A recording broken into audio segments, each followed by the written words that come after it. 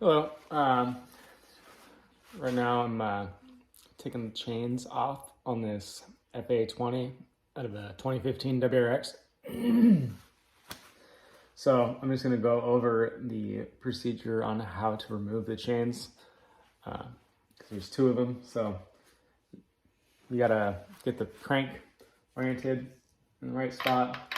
Make sure that these are in the right spot, and then you can take the tensioner out without causing any damage, hopefully. Well, if you do it right, you won't cause any damage. So the first thing we need to do is, if you look on the right side bank, so the passenger side, we've got these little arrows right here, and we need to rotate the crank until the keyway goes down to 6 o'clock, and these arrows should point towards each other.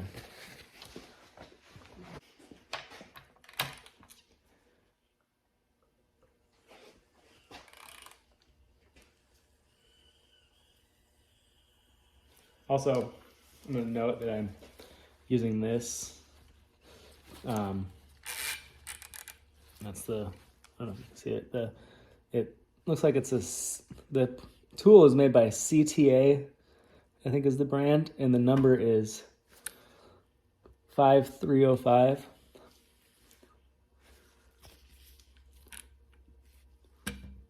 Anyway, I don't know if you can see that, but anyway, so I'm using that to rotate the crank so I don't cause any damage.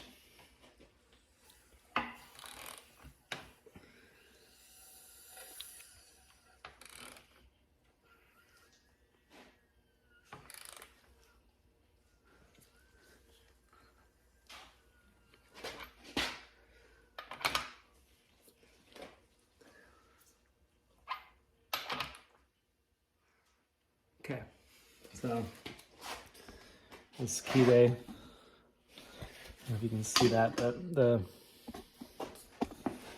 this is pointing down at 6 o'clock. It's lined up at the seam right here on the case. And then that arrow is pointing at that arrow.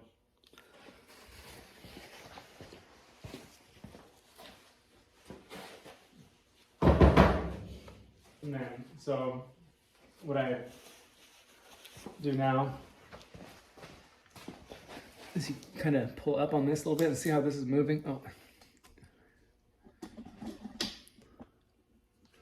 yeah, this kind of moves a little bit. So release the tension, push it over so that you can compress it, which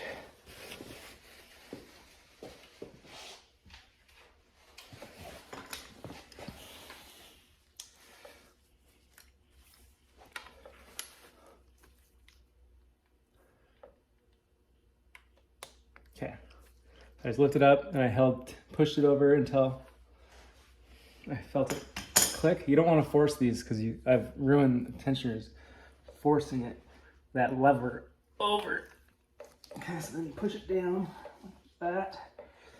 And you take this is a special tool that comes with the new tensioners, but you can use an Allen wrench that fits in there. And you take it off. There you go. Chain's loose. Okay. So now take this off.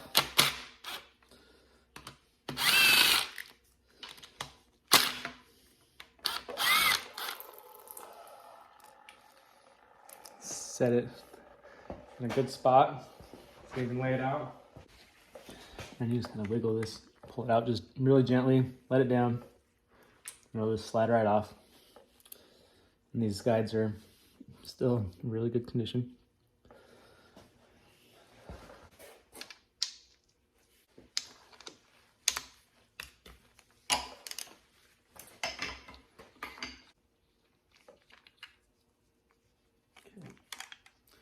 All right, take that off.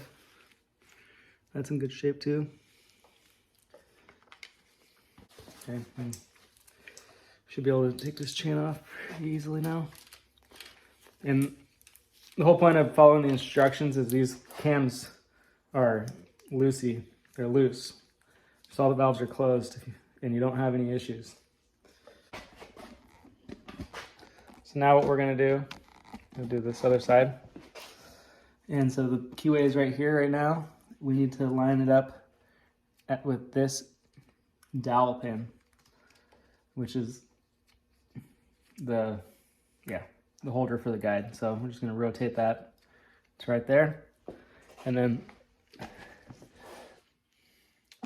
these arrows, they're pointing at each other right now, but that's not how they're gonna be when we're done. This one will be over here, and this one will be over here. So.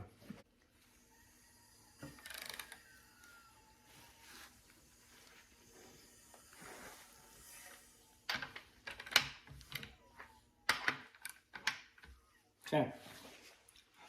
So, got that one there, that one pointing over there.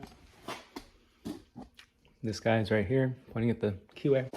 Now, on this tensioner, you can just use a thumbtack. This is the special deal that comes with the tensioner when you get a new one, and it's just dull. But just a little bit longer than a regular thumbtack. Might be stronger too, who knows. You can use an Allen wrench, either way. So I'll push this down.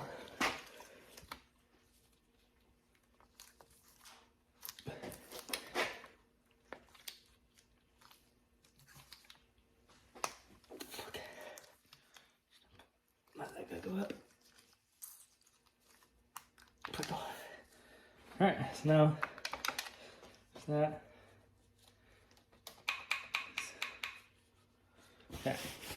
And this one's got an O-ring behind it.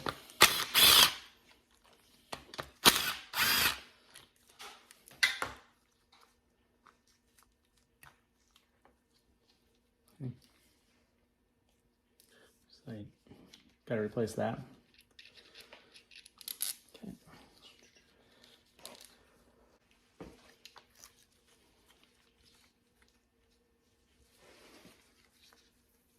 Yeah, it's amazing how these guides just hold up. It's just got 2 little lines on there, but that's not bad.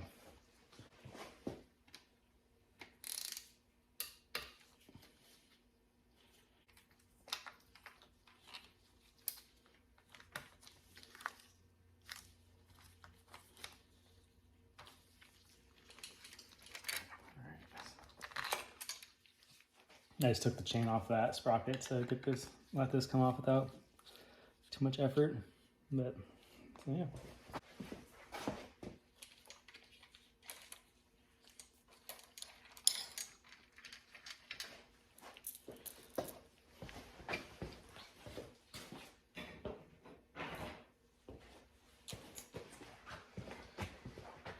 Okay, so and on this sprocket, you want to make sure it goes on the same way it came off, because you could take this off and then flip it over and put it back on, and it'll screw up your timing. So you always want to make sure it goes back on the exact same way. And there's a mark right there. That's looks like a half circle right there. So that is like an oval kind of. And on the other side, it's a half moon. So you want to make sure it goes back on the same way, because the ECM learns this gear. So definitely don't want to do that wrong. But this one goes on with the oval facing out. One thing that I wanted to note is you need to rotate this counterclockwise back down to the 6 o'clock position, so that you'll pull the pistons down mid-travel, so that if you happen to open up some of the valves on accident, that won't contact the piston. In this step, you do it counterclockwise.